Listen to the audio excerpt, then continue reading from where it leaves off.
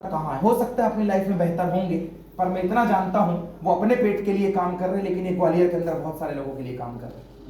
हो सकता है उनकी पहचान उनके माँ बाप के जितने रिश्ते वहीं पे होगी, लेकिन इनकी पहचान हर उस शख्स से भी है जो इनको ना बोलकर गया है, हर उस होटल से है जहां सेमिनार लगाया है, हर उस व्यक्ति विशेष से है जिसके घर में बैठे हैं। ये अपने माँ बाप और उस व्यक्ति विशेष से ज्यादा परिचय वाले हो गए।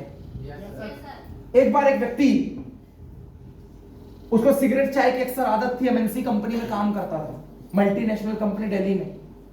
अक्सर कंपनियों के बाहर क्या होता है, समोसा चाय कचौड़ी की दुकान होती है, यस और नो? वो दुकान में आता, सिगरेट चाय पीता और उसको एक बात समझाता, देख मैं एमएनसी कंपनी में जॉब करता हूं, आईसीएससी बोर्ड से पढ़ाई की है, एग्जाम निकाला, एग्जाम थोड़ी सी तू पढ़ लेता तो कम से कम समोसा नहीं बेचता। वो भी कहता ठीक है ना साहब, नहीं पढ़ पाया तो क्या कर लो, बेचने लो, आप तो सिगरेट पियो, चाय पियो, समोसा खाओ, लफड़ा था। महीने भर के अंदर दोस्ती हो गई उनकी, डेली आता तो दोस्ती हो ही जाती है, आपकी भी हुई होगी 2-4 दिन, दोस्ती हो गई, दोस्ती हुई। बंदे ने क्या समझाया उसको पता है, कहता देख 10 लाख का पैकेज है अपना, 10 लाख का, पढ़ाई की कीमत समझ तू, पढ़ाई की कीमत। कहता साहब मैं समझ गया।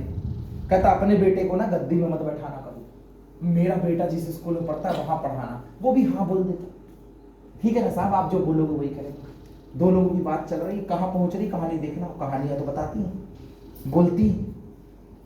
6-8 महीने के बाद उसका प्रमोशन हुआ। कहता भाई मिठाई खा, तेरे भाई का प्रमोशन होगा। कहता साहब बहुत बहुत मुबारक हो, भाई बंदी हो गई ना। कहता क्या हुआ है?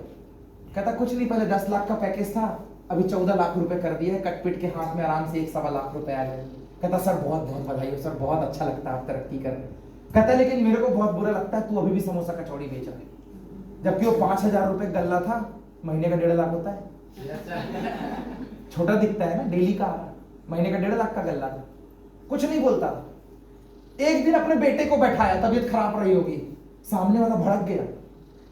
कहता तेरे को मना किया था ना पढ़ाना, गद्दी में बैठाया, मूर्ख है क्या? वो बोलता साहब बेटा है, बेटे के सामने मत बोलो, इज्जत होती है बाप की, ऐसे तो मत बोलो। कहता क्या इज्जत होती है, मेरे बेटे को देख आईसीएससी बोर्ड में पढ़ा रहा हूं, मेरे बाप ने मेरे को इस स्कूल पढ़ा, उससे ऊपर का स्कूल है और आगे भेजना है उसको।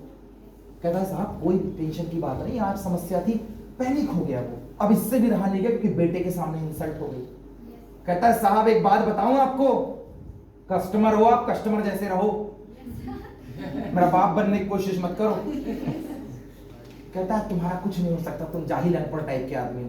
कहता साहब एक बात बताओ, बोलना नहीं चाह रहा था, बोलता तो पहले दिन भी बोल सकता था।